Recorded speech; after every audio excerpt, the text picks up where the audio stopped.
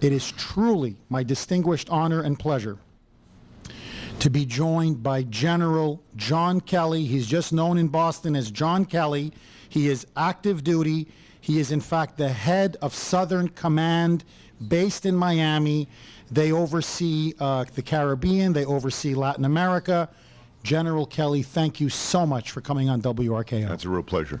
When you meet wounded warriors, when you meet your fellow warriors, do you hear from them? Do they say, hey, General, Fisher House means a lot to me and to my family? Yeah, unquestionably. And really and truly, you hear more from the parents and the families, and particularly from the moms, interesting enough, because they can get to a city, whether it's Walter Reed Bethesda or Brooke Army and the Burn Center down in Texas, or Balboa out in the Naval Hospital out in San Diego, get there, drop their luggage, and go to the hospital and not have to worry about hotels and all of this kind of thing. It's really a tremendous asset to the families. You hear about it all the time.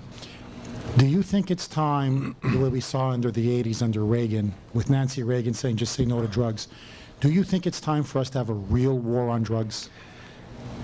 I would say yes. I mean, here at home, we have to deal with the demand problem. You know, there was a time when no one used seatbelts, but we had a campaign that was so effective that today you wouldn't think of getting in a car without a seatbelt on. Same thing, we have very effective campaigns against tobacco use. So the use of tobacco is really, really down in the United States.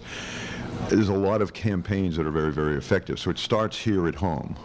And then, of course, our heroic men and women that are law enforcement here in the United States do tremendous work and risk their lives getting after these drugs and things. But it's really in the transit zone where I work and in the source zone that you can really solve this problem. But believe it or not, more and more, it's the money we look at. The cartels have so much money in banks, and after it's laundered, and that's really the Department of Treasury, the FBI, people like that are really starting to hit the networks financially. And that's probably, at the end of the day, kind of the package deal. Source zone, transit zone, here at home, reduce the demand, and go after their money. We do all of that, but we could do so much better if we kind of really rubbed our heads together and worked it hard.